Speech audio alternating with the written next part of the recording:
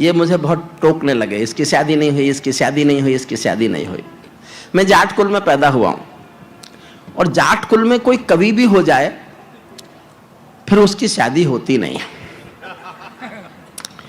मैं सत्य घटना सुना रहा हूं आपको। एक जाट की शादी नहीं हो रही थी, वो पंडितों के पास गया। पंडितों ने आज तक एक ही काम किया है दुनिया में कि कमाएं और खाएं हम। इसलिए बड़े नियम कायदे बना रखे हैं, बड़े नियम कायदे। दरवाजा किधर हो, किचन किधर हो, फूल किधर हो, पीली सरसों किधर हो, नीली सरसों किधर हो, पीली अंगूठी किधर हो, नीली अंगूठी किधर हो। वो इसलिए हैं कि कमाने वाले और हों और खाने वाले वो लोग। मैं पंडित जी के पास गया, पंडित जी क्या करूं, शादी नहीं होती। पंडित जी ने कहा देवी की पूजा कर।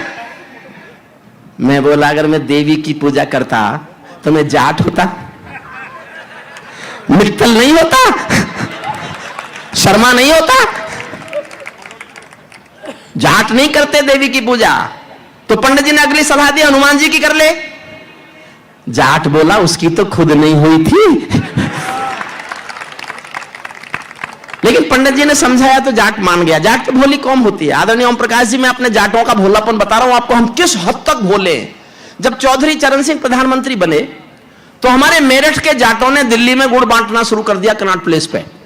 चौधरी आगे दिल्ली की ओर के, उनका आदमी प्रधानमंत्री बन गया और गुड़ बांटते बांटते फिरे। लोगों ने पूछा क्या हो गया? बोले मुंह मीठा करो, घनी बड़ी बात हो गई। बोले जी हुआ क्या? बोले तुम तो मुंह मीठा करो, घनी बड़ी बात हो गई। बोले जी कुछ तो हुआ होगा। बोले होना के था, आज हमारा चौधरी चरण सिंह इंदिरा गांधी हो गया। क्या बात है, वाह वाह वाह। तो जाट भोला था। पंडित जी ने कहा हनुमान जी की पूजा कर, जाट मान गया। लेकिन एक शर्त पे माना कि पंडित जी साथ चलो, पूजा तुम ही कराओगे। तो जाट चेंज देखना, चेंज। जाट पंडित जी को लेके पूजा करने आ गया, पूजा की सब बताया। अंत में जब पंडित जी ने कहा कि घंटी बजाओ, तो किसान अपने जाट अपने बैलों को साथ लेके गया था, हल जोत के आया था। पंडित जी से बोला पंडित जी चलो पूजा कर लेते हैं। अब वो बैलों की रस्सी जो थी वो पंडित जी को पकड़ा दी कि मैं घंटी बजाता हूं, आप बैलों की रस्सी पकड़ लो। घंटी बजाई तो बैल भी दक गए। बैल भी दक कर भागे तो जो बैलों की रस्सी थी उसका फंदा पंडित जी के हाथ में फंस गया। अब पंडित जी पीछे पीछे भाग रहे हैं। बैल भगे तो पंडित जी पीछे पीछे भगे, क्योंकि रस्सी उनके हाथ में बंधी हुई है। उसके पीछे पीछे जाट भागा। आप एक दृश्य का आनंद ले लो बस। बैल आगे भाग रहे हैं, पीछे रस्सी में हाथ फंस गए, पंडित जी भाग रहे हैं, उसके पीछे जाट भाग रहा है। रास्ते में देवी का मंदिर था। देवी को विनोद सूझ गया, वो समझ गई क्या हुआ होगा। तो देवी ने भागते हुए पंडित जी से पूछा पंडित जी क्या हुआ? तो पंडित जी भागते भागते बोले देवी आज तक तूने बनियों का ब्राह्मणों का ब्याह कराया होगा, जिस दिन किसी जाट का कराएगी ना उस दिन पता चलेगा कितना भागना पड़ता है। तो अभी तक तो इन बनिए ब्राह्मणों को सुन रहे थे ना। सारे पंडित या मित्तल, ये पंडित ये मित्तल, ये पंडित वो मित्तल। सुनिए एक कविता सुनाता हूं जो प्रवीण ने कहा है। और मेरी भावना यह है, मैं मान लेता हूं चलो कि मोदी जी हमारी सारी समस्याएं हल कर देंगे। मैं मान लेता हूं भूखमरी खत्म होगी, बेरोजगारी खत्म होगी, सब कुछ ठीक हो जाएगा, पूरे देश में खुशहाली होगी। लेकिन अगर कश्मीर से हमारे बेटे तिरंगे में लिपट कर आते रहेंगे तो देश मोदी को भी माफ नहीं करेगा। मुझे कहने में कोई संकोच नहीं। क्या कहने, हम उस बीमारी से भी लड़ना चाहते हैं। इसलिए प्रवीण ने मुझे कहा है अच्छी लगे कविता तो प्रवीण को श्रेय देना। मैं 2 लाइन सुनाता हूं, पहले वो तय करेंगे कि आप इस तेवर को सुनने को तैयार हैं कि नहीं। मेरी सर्वाधिक नई कविता और जो मैंने सबसे अधिक गुस्से में लिखी है वो कविता है। आदरणीय बैठ जाओ प्लीज। 2 लाइन तय करेंगे। अगर 2 लाइन में आपने आधे लोगों ने ताली बजाई तो आधी ही सुनाऊंगा, चौथाई लोगों ने ताली बजाई तो चौथाई में आपको पता तो है नहीं कहां खत्म होती है। अगर एक एक व्यक्ति ने ताली बजाई तो पूरी सुनाऊंगा। 2 लाइन तय कर देंगे कविता का तेवर, 2 लाइन में सुनना। क्या करते आपको कहते हैं क्या करते, क्यों नहीं बंद होता? वो हमसे डरता क्यों नहीं है? रोज सीमा पर कैसे अतिक्रमण करता है, कैसे सीज फायर का उल्लंघन करता है? क्योंकि हमने एक काम नहीं किया। क्या करते हम? 2 लाइन सुनना और अपना बताना मुझे कि इस तेवर को आप सुनने को तैयार हैं क्या। ये पाकिस्तानी गालों पर दिल्ली के चांटे होते, ये पाकिस्तानी गालों पर दिल्ली के चांटे होते, गर हमने 2 के बदले में 20 शीश काटे होते। क्या कहने दत्तू, वाह वाह भाई साहब कमाल है। कमाल। यही सुनाऊं साहब, हमारे सैनिकों का सर काट लिया गया और हम बातचीत करते रहे। मैंने प्रवीण से पूछा, मेरा छोटा भाई है, कई बार मैं अपने असंतोषों का जवाब खोजता हूं अपने छोटे भाई में। मैंने प्रवीण से कहा, प्रवीण एक बात मेरी समझ में नहीं आती, हमारे सैनिक का सर काट के पाकिस्तान अपनी सीमा में ले गया, उसने क्या किया होगा उसका? आपके इस बेटे ने बड़ा जवाब दिया। प्रवीण के बड़े जवाब को तालियां चाहिए आपकी। आपके इस बेटे ने मुझे बहुत बहुत बौद्धिक स्तर पर बड़ा जवाब दिया। उसने कहा, भाई साहब आप तो जानते हो उसकी फौज कायर है। जिस मुल्क ने 1971 में बांग्लादेश बनते समय 93,000 लोगों ने बंदूक डाल दी हो, उस मुल्क की फौज कोई साहसी हो सकती है? आज भी उसकी फौज कायर है।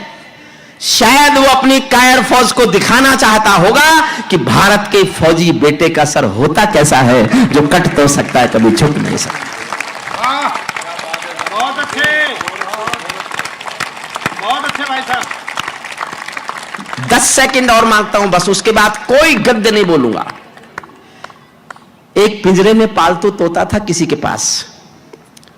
एक दिन मालिक ने तोते से कहा कि मैं पड़ोसी गांव जा रहा हूं, कुछ काम है, तेरा खाना शाम तक का पिंजरे में रखा है, खा लेना। तोता बोला, मालिक उस गांव में तो मेरे गुरु रहते हैं। मालिक बोला, तो क्या करूं? बोले, मेरी राम राम तो बोल दोगे ना? मालिक बोला, मिलेगा तो बोल दूंगा। मालिक चला गया। मालिक ने उस गांव में कहा, मेरे पिंजरे में पालतू तोता है, कोई यहां उसका गुरु है क्या? एक बूढ़ा तोता उठ के आया। उसने कहा, मैं उसका गुरु हूं। तो उसने कहा, मेरे पालतू तोते ने अपने पिंजरे से तुझको राम राम भेजा है। बूढ़े तोते ने सुना और मर गया। मालिक लौट के आया। तोते ने पूछा, मेरे गुरु मिले? मालिक बोला, काय के तेरे गुरु यार, मैंने तेरी राम राम दी, वो तो सुनते ही मर गया। इतना सुनते ही पिंजरे का तोता भी मर गया। जब मालिक ने, समझना साहब मैं कहना क्या चाहता हूं, जब मालिक ने पिंजरा खोला तो तोते की आत्मा कहती चली गई कि मालिक तुम समझे नहीं, मेरे गुरु ने संदेश भेजा कि जिसको आजाद होना हो उसको मरना आना चाहिए। भाई साहब बहुत बढ़िया बात है। वाह वाह वाह। और ये कहानी इसलिए सुनाई, भारत 1947 में आजाद तो हुआ, लेकिन फिर कभी एक साथ मरने को तैयार नहीं हुआ साहब। और आज तो खंडों में मरता है, कभी बंबई में मरता है, कभी संसद में मरता है, कभी कुपवाड़ा में मरता है, कभी पठानकोट में मरता है, कभी अनंतनाग में मरता है, कभी कश्मीर में रोज मरता है। तब ये कविता सुनिएगा आप साहब। ये आतंकों के गालों पर दिल्ली के चांटे होते, गर हमने 2 के बदले में 20 शीश काटे होते। बार बार दुनिया के आगे हम ना शर्मिंदा होते और हमारे सारे सैनिक सीमा पर जिंदा होते। जोश में सुनना साहब, इस कविता को मैं बहुत जोश में पढ़ूंगा और जोश में सुनना चाहूंगा कि आप सुने। ये कैसा परिवर्तन है खुददारी के आचरणों में, सेना का सम्मान पड़ा है चरमपंथ के चरणों में, किसका खून नहीं खोलेगा सुन पढ़कर अखबारों में, सिंहों की गर्दन कटवा दी चूहों के दरबारों में, सिंहों की गर्दन कटवा दी चूहों के दरबारों में, सिंहों की गर्दन कटवा दी चूहों के दरबारों में। बार बार की गद्दारी को भारत क्यों सह जाता है? और जो मैं जवाब दे रहा हूं वो जवाब आपके दिल से भी निकले तो आपकी तालियां आसमान की ओर जाएं। बार बार की गद्दारी को भारत क्यों सह जाता है? ज्यादा संयम भी दुनिया में कायरता कहलाता है। ज्यादा संयम भी दुनिया में कायरता कहलाता है।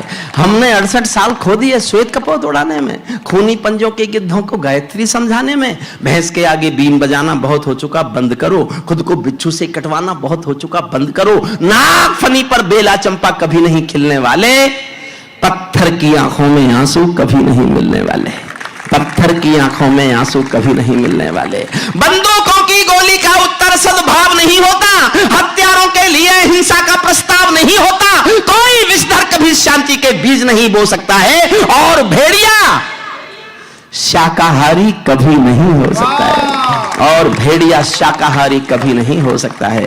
पीपल छाया मांग रहा था यूं की करके पेड़ों से, मोदी जी बिना बुलाए चाय पीने चले गए नवाज शरीफ के घर। मैंने मालूम कराया साहब, क्या जरूरत थी आपको जाने की? आप 125 करोड़ के नेता हैं, वो 20 करोड़ का है विश्वसनीय नेता है, विश्वसनीय। आप बिना बुलाए उसके घर चाय पीने जाएंगे? बोले मैंने कोशिश की कि शांति लेके आ जाऊं। मैं कहा ले आए। वाजपेयी साहब ने भी कोशिश की थी, लाहौर गए थे बस में, वो करगिल लेके आए थे, आप बिना बुलाए चाय पीने गए, आप पठानकोट लेके आए। 125 करोड़ का नेता किसी अविश्वसनीय नेता के घर जाए तो कभी क्या लिखेगा। मैंने कहा मैं गांव का आदमी हूं, देहात की उपमाएं उठाई है, देखना कैसा लगा मुझे मोदी जी का पाकिस्तान जाना। पीपल छाया मांग रहा था यूं की करके पेड़ों से, जैसे कोई शेर सुरक्षा मांग रहा हो भेड़ों से। जैसे कोई शेर सुरक्षा मांग रहा हो भेड़ों से, जैसे कोई मोती खोजे झीलों की गहराई में। समझ जाओ तो साहब मेरी पूरी कविता में एक बौद्धिक पंक्ति है। मैं भारत पाकिस्तान के 70 सालों के रिश्तों पर एक निबंध में एक लाइन में लिखता हूं। अनिल मित्तल जी, एक पंक्ति का निबंध है मेरा भारत पाकिस्तान के 70 साल के रिश्तों के लिए, और आप तक पहुंच जाए मैं कहना क्या चाहता हूं। तो मैं बहुत प्यार में तालियां सुनना चाहता हूं, बहुत प्यार में। अभी भी मैं प्रवीण शुक्ला की भीष्म प्रतिज्ञा कविता के उससे निकला नहीं हूं, मैं निकलना चाहता हूं। मैं निकलूंगा तब जब मुझे तालियों का आकाश दिखेगा। सुनना, पीपल छाया मांग रहा था यूं की करके पेड़ों से, जैसे कोई शेर सुरक्षा मांग रहा हो भेड़ों से, जैसे कोई मोती खोजे झीलों की गहराई में। हम कस्तूरी खोज रहे हैं उल्लू की परछाई में। हम कस्तूरी खोज रहे हैं उल्लू की परछाई में। जब सिंहों की राजसभा में गीदड़ गाने लगते हैं तो हाथी के मुंह के गन्ने चूहे खाने लगते हैं। रावलपिंडी वालों को सपने में काल दिखाओ तो केवल सपने भर का है वो मुल्क। उसको केवल इस सपने का भी एहसास करा दो कि हम एक्शन ले सकते हैं, तो उसकी सारी की सारी अकड़ निकल जाएगी। बिलावल है उधर एक, आपने नाम सुना होगा बिलावल। उधर के वो जो इधर के वो हैं।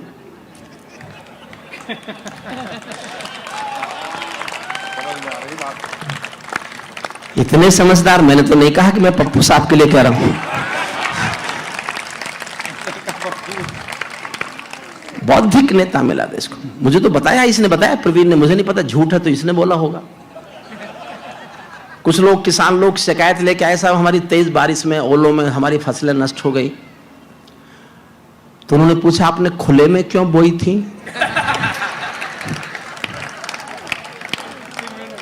मुझे नहीं पता, ऐसा तो नहीं होगा, ऐसा नहीं पूछूंगा। क्योंकि जो आदमी अमेरिका में जाके भाषण दे सकता है वो इतनी गलत बात बोल सकता है क्या? नहीं बोल सकता। बिलावल ने बयान दिया मुझे पूरा कश्मीर चाहिए, एक एक इंच। हमारे नेता गुस्से में, हमारे कवियों ने कविता लिखनी शुरू कर दी उसके खिलाफ। सब गुस्सा हो गए बिलावल से। मैं खुश हुआ कि पहली बार ठीक बोला। आप खुद सोचो, उसने कहा मुझे पूरा कश्मीर चाहिए। भाई तुझे तो हम तब देंगे जब पहले हम लेंगे। तो पहले हम ले लें, फिर तेरा बाप ले ले।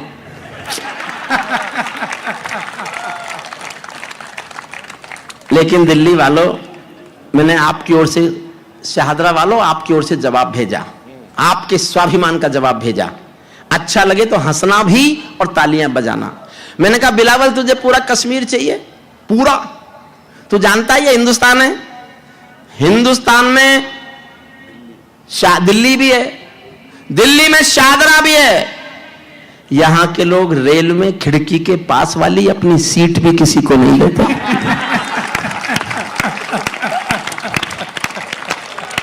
कश्मीर मांग रहा है। रावलपिंडी वालों को सपने में काल दिखाओ तो भारत माता की आंखों के जोश देना, जो सब आगे जोश में सुनना। रावलपिंडी वालों को सपने में काल दिखाओ तो भारत माता की आंखों के ढोरे लाल दिखाओ तो दिल्ली वालों ठोकर मारो दुनिया के हथकंडों पर। इजराइल से जीना सीखो अपने ही भुजदंडों पर। इजराइल से जीना सीखो, इजराइल से जीना सीखो अपने ही भुजदंडों पर। भारत माता का बंटवारा है जिनकी अभिलाषा में, भारत माता का बंटवारा है जिनकी अभिलाषा में, वे समझेंगे अर्जुन के गांडी धर्म की भाषा में। एक विचार गाता हूं। मैं 39 साल एक यूनिवर्सिटी में कानून का अध्यापक रहा हूं। 39 साल मैंने कानून पढ़ाया है। ना मैं हिंदी में पढ़ा, ना मैंने हिंदी में कभी पढ़ाया। मैं तो संयोग से तुकबंदी हूं, तुक्केबाज। लग गया तुक्का। सचमुच में हिंदी का बहुत ज्ञान मुझे नहीं है, क्योंकि ना कभी पढ़ी ना कभी पढ़ाई। कोई दूसरी भाषा में पढ़ते रहे तो तब कानून अंग्रेजी में ही था, अब तो आ भी गया थोड़ा बहुत हिंदी। एक विचार गाता हूं। मैं पिछले दिनों बहुत बीमार हुआ था और इतना हो गया था कि पता नहीं कि ऊपर जाऊंगा कि नीचे रहूंगा। तो एक भाव मेरे मन में जन्म लेता था कि जब आदमी बहुत बीमार हो जाता है और उसको लगता है कि वो मर सकता है, तो वो ये एहसास अपने भीतर पैदा कर लेता है कि हे भगवान, या तो तू मुझे उठा ले या मुझे ठीक कर दे। ऐसे सोचता ना हर कोई। तो उन दिनों मैंने एक विचार सोचा। जब मैं ये सोच रहा था तो वो मैंने कश्मीर के बारे में भी सोचा। आप मेरे विचार से सहमत हो तो इतनी हिम्मत देना, मुझे मौका मिलेगा तो प्रधानमंत्री नरेंद्र मोदी जी के सामने सीना तान के विचार गाऊंगा, सामने गाऊंगा उनके। और ये भाव ध्यान रखना, ये भाव तभी उपजता है जब आदमी बहुत दुखी हो जाता है। जब रोज हम तिरंगे में बेटे देखते रहेंगे, रोज हमारे बेटों का संस्कार करेंगे, तब हम दुखी होकर क्या कह सकते हैं। इस विचार का मन देना मुझे। भारत माता का बंटवारा है जिनकी अभिलाषा में, वे समझेंगे अर्जुन के गांडीव धर्म की भाषा में। फूल मन के कभी नहीं खिलते कायर पर पार्टी में, नेहरू जी के श्वेत कबूतर मरे पड़े हैं घाटी में। दिल्ली वालों अपने मन को बुद्ध करो या कुद्ध करो, कश्मीर को दान करो या गद्दारों से युद्ध करो। वाह, जय हो, क्या बात है। कश्मीर को दान करो या गद्दारों से युद्ध करो। जेल भरे क्यों बैठे हैं हम आदमखोर दरिंदों से, आजादी का दिल घायल है जिनके गोरख धंधों से। घाटी में आतंकवाद के कारक बने हुए हैं जो, बच्चों की मुस्कानों के संहारक बने हुए हैं जो, उन जहरीले नागों को भी दूध पिलाती है दिल्ली, मेहमानों जैसी बिरयानी चिकन खिलाती है दिल्ली। जिनके कारण ओम प्रकाश जी यहां बैठे हो तो उन्हीं की पार्टी से पूछ रहा हूं, जिनके कारण पूरी घाटी जली दुल्हन सी लगती है, पूनम वाली रात चांदनी चंद्रग्रहण सी लगती है, जिनके कारण मां की बिंदी दाग दिखाई देती है, वैष्णो देवी मां के घर में आग दिखाई देती है, उनके पैरों बेड़ी जकड़े जाने में देरी क्यों है, उनके फन पर एड़ी रगड़े जाने में देरी क्यों है, उनके फन पर एड़ी रगड़े जाने में देरी क्यों है। कश्मीर में एक विदेशी देश दिखाई देता है। मैंने रो रो कर लिखा, कश्मीर में एक विदेशी देश दिखाई देता है, संविधान को ठुकराता परवेश दिखाई देता है। वे घाटी में भारत के झंडों को रोज जलाते हैं, सेना पर हमला करते हैं, खूनी फाग मनाते हैं। हम दिल्ली की खामोशी पर शर्मिंदा रह जाते हैं, भारत मुर्दाबाद बोलकर वे जिंदा रह जाते हैं। बहुत अच्छे, बहुत अच्छे, वाह वाह। भारत मुर्दाबाद बोलकर, भारत मुर्दाबाद बोलकर वे जिंदा। साहब, मैं एक गलतफहमी जीता रहा हूं 1 साल, और वो गलतफहमी ये है कि मुझे ऐसा लगता है कि अनिल रघुवंशी की कहने से सर्जिकल स्ट्राइक हुई कि नहीं मुझे नहीं पता, लेकिन मुझे गलतफहमी ये है कि मेरे कारण हुई। क्या बात है। और आप कल्पना कर सकते हैं मैंने कितना गुस्सा किया होगा। 17 सितंबर को पिछले साल उरी में 17 सैनिक मरे पड़े थे और भारत सरकार ने 8 दिन तक कोई फैसला नहीं किया था। तब मैंने 2 लाइन लिखी थी, मेरे जीवन का सर्वाधिक क्रोध है ये। क्या बात है। मैं क्रोध में किस हद तक गया। मुझसे पूछा गया आप ऐसा बोले, मैंने कहा बोला और कुछ नहीं किया तो इससे भी ज्यादा बोलूंगा, वाह, इससे भी ज्यादा बोलूंगा। आपके बाहर बैठा हूं तो इसलिए बैठा हूं कि मैं आजाद हूं, मेरी जुबान आजाद है। आपके साथ होता तो मेरी जुबान आजाद नहीं रहती। किस हद तक मैंने गुस्सा किया सरताज जी, आप कल्पना भी नहीं कर सकते मैंने कितना गुस्सा किया होगा। सुनना, भारत मुर्दाबाद बोलकर वे जिंदा रह जाते हैं, हम दिल्ली की खामोशी पर शर्मिंदा रह जाते हैं। शायद तुम भी सत्ता मद के अहंकार में बैठे हो, क्या 17 मंत्री मरने के इंतजार में बैठे हो? बहुत अच्छे। क्या 17 मंत्री मरने के इंतजार में बैठे हो? सेना पर पत्थरबाजों को कोई इतना बतला दो। प्रवीण को समर्पित करता हूं, मेरी इस साल की सबसे अच्छी पंक्ति है ये। अनिल मित्तल जी सुनना, एक पंक्ति में एक मैं इतिहास गाने की कोशिश करता हूं। सेना पर पत्थरबाजों को कोई इतना बतला दो, ये गांधी के गाल नहीं है, उनको इतना समझा दो। वाह वाह वाह वाह। ये गांधी के गाल नहीं है, उनको इतना समझा दो। दिल्ली वालों, सेना को भी कुछ निर्णय ले लेने दो, एक बार पत्थर का उत्तर गोली से दे लेने दो, एक बार पत्थर का उत्तर गोली से दे लेने दो। जब चौराहों पर हत्यारे महिमा मंडित होते हो, भारत मां की मर्यादा के मंजर खंडित होते हो, जब कृष्ण भारत के नारे हो गुलमर्गा की गलियों में, शिमला समझौता जलता हो बंदूकों की नलियों में, तो केवल आवश्यकता है हिम्मत की, खुददारी की। दिल्ली केवल 2 दिन की मोहलत दे दे, तैयारी की, सेना को आदेश थमा दो, घाटी घेर नहीं होगी, जहां तिरंगा नहीं मिलेगा उनकी खैर नहीं होगी, जहां तिरंगा नहीं मिलेगा, जहां तिरंगा नहीं मिलेगा उनकी खैर नहीं होगी।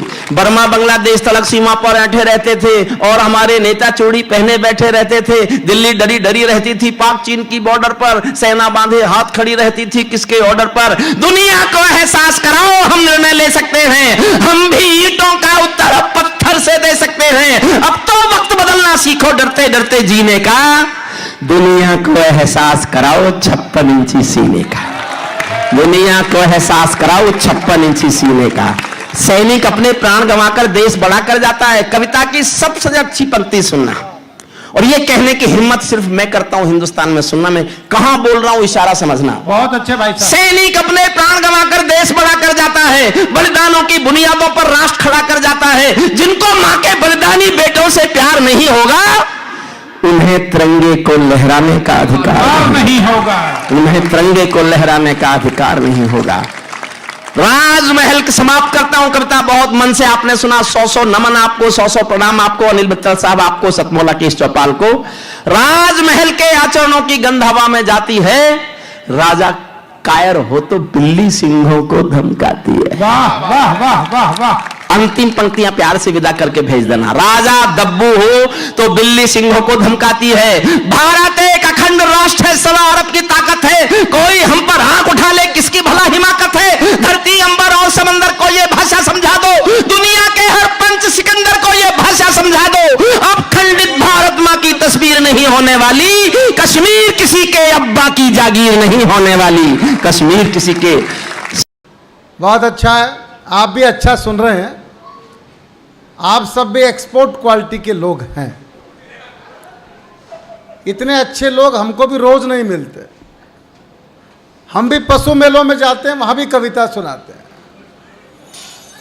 उज्जैन के पास गधों का मेला लगता है, उसमें भी कवि सम्मेलन होता है। ये प्रताप फौजदार 20 साल पहले मुझे वहीं पर मिला था, तब से ये मेरे साथ ही घूम रहा। मनोज गर्ग जी को तो जानता हूं, आदरणीय का क्या नाम है? संदीप गर्ग। और आप भाई साहब? सतीश बंसल जी। अरे एक बंसल जी और बैठे तो वो चले गए क्या? अनिल बंसल रोटी खाने गए हैं, दूसरा काम तो नहीं गए भाई? तारा भरोसा नहीं हरियाणा वालों, किसी और काम में निकल गए हो? हाँ, दूसरे राउंड पे गए हैं। आपकी निगाह भी वही है भाई, सबके बात है। आइए, मैं सबसे पहले सोनोटेक कंपनी का धन्यवाद करता हूं जो इस पूरे कार्यक्रम को रिकॉर्ड कर रही है। आपका ये कवि सम्मेलन अगले 72 घंटे में दुनिया में पहुंच जाएगा, सोनोटेक कंपनी की वजह से। आदरणीय प्रताप सिंह फौजदार, लाफ्टर चैंपियन, और बलजीत कौर, मैं अपनी पारी में हूं, थोड़ी देर रहूंगा, फिर उसके बाद सरदार होंगे और आप होंगे। आप बहुत भाग्यशाली हैं कि इस धरती पर आपका इंसान के रूप में जन्म हुआ। 84 लाख योनियों में भटके थे तो इंसान बने। अनिल बंसल जी आ जाओ, मैं आपका नाम बार बार ले रहा हूं। बड़ी जल्दी पिया है भाई साहब आप तो।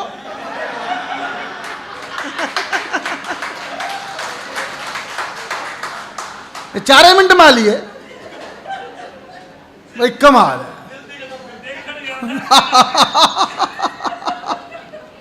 ये सब आप पर डाउट कर रहे थे, बोले उसी काम गया है।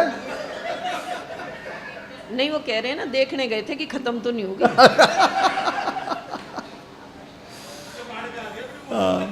तो आप बहुत भाग्यशाली हैं कि इस धरती पर आपका जन्म इंसान के रूप में हुआ, और भाग्यशाली हैं कि आप भारत में पैदा हुए। कहीं भी हो सकते थे, आपके हाथ में थोड़ी था। यूक्रेन में भी पैदा हो सकते थे। यू आर सो लकी कि आप भारत में पैदा हुए, क्योंकि दुनिया में कोई देश भी मां नहीं है। कभी सुना क्या आपने अमेरिका माता की जय? कभी सुना क्या जापान चाचा की जय? कभी सुना क्या पाकिस्तान अंकल की जय? संभव नहीं। सारी दुनिया बोलती है भारत माता की जय। मैं मनोज भाई हैदराबाद में बोल रहा था भारत माता की जय। 10,000 लोग सुन रहे हैं, राजेश चेतन माइक पर, कोई पीछे से चिल्लाया जोर से, क्या होता है भारत माता की जय। अब आप मुझे बताओ, कोई हमसे पूछे भारत माता की जय क्या होता है, मैं चुप रहूं क्या उत्तर दूं? उत्तर दो। उत्तर तो देना था, मैं केजरीवाल के गांव का, चुप रह सकता हूं क्या? मैंने उत्तर दिया, मैंने कहा जब जब परमपिता परमात्मा को धरती पर आने का मन होता है, सारी दुनिया में केवल एक धरती है भारत की जहां पर वो जन्म लेता है। वाह। इसलिए हम बोलते हैं भारत माता की। बिगड़ गया, जोर से चिल्लाने, पागल हो गया, बोला झूठ बोलते हो, तुम्हारे यहां ईसा मसीह कब पैदा हुए, तुम्हारे यहां हजरत मोहम्मद कब पैदा हुए? सवाल तो था सही, अब आप बताओ मैं चुप रहूं क्या उत्तर दो? उत्तर दो। भाई मैं आपका दोस्त, आपका मित्र, हरियाणा का अग्रवाल परिवार में मैं भी पैदा हुआ, तो मैं चुप रह सकता हूं क्या? बड़ियों की नाक कटे मैं चुप रहूं तो? भाई साहब मैंने उत्तर दिया, मैंने कहा ठीक से कुरान बाइबल पढ़ो, फिर चेतन जी से बात करो। बोला क्या पढ़े? मैंने कहा कुरान में हजरत मोहम्मद साहब ने खुद लिखा है, मैंने नहीं लिखा। मैं कौन हूं? मैं पैगंबर हूं, पैगाम लेके आया हूं, संदेश लेके आया हूं, चिट्ठी लेके आया हूं। और मैंने कहा जाके पढ़ना बाइबल, क्राइस्ट ने, ईसा मसीह ने खुद लिखा है, मैं कौन हूं? सन ऑफ गॉड हूं, भगवान का बेटा हूं। अपने आप को भगवान नहीं कहा। और मैंने कहा फिर जाके भगवत गीता पढ़ना, वहां कुरुक्षेत्र में खड़े हैं श्री कृष्ण, अर्जुन से कह रहे डार्लिंग मुझे देख, मैं भगवान हूं। कहा था कि नहीं कहा था? भाई साहब चुप होके बैठ गया, उसके बाद बोला नहीं।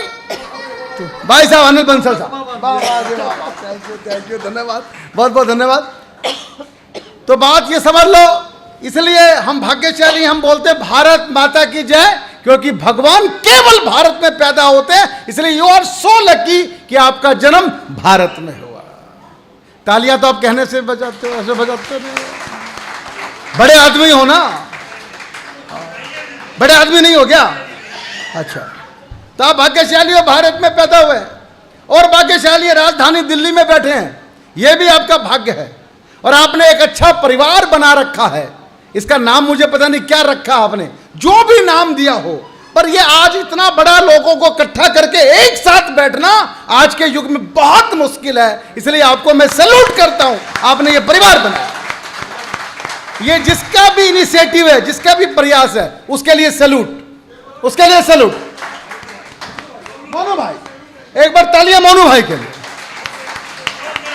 भाई साहब 4 भाई इकट्ठे नहीं होते, 4 भाई, एक फ्लोर पे, दूसरा दूसरे फ्लोर पे, तीसरा तीसरे फ्लोर पे, चौथा चौथे फ्लोर पे, शाम को लड़ लेते हैं आपस में, अगले दिन बोलचाल बंद। और आपने ये भाई साहब इतना बड़ा परिवार इकट्ठा कर रखा है, तो एक बार तालियां तो मनोज गर्ग के लिए बनते, मोनो भाई के लिए बनती। तो आप भाग्यशाली हैं कि आपने एक परिवार बनाया, और भाग्यशाली आज आप ब्लेसिंग बैंकेट में बैठकर कवि सम्मेलन सुन रहे हैं, यह भी आपका भाग्य है। और इस कवि सम्मेलन में राजेश चेतन जैसे महान कवि को आप सुन रहे हैं,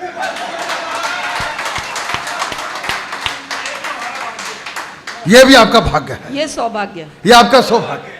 प्रताप सिंह, एक कविता आपको सुना रहा हूं, यह तो 12 बजे का आइटम है, 12 बजे आप पर छोड़ा जाएगा, क्योंकि रावण का वध सबसे आखिर में होता है, यह लास्ट का आइटम। मैं कविता आप लोगों को सुनाता हूं, मेरा साथ देना, बहुत अच्छा सुन रहा।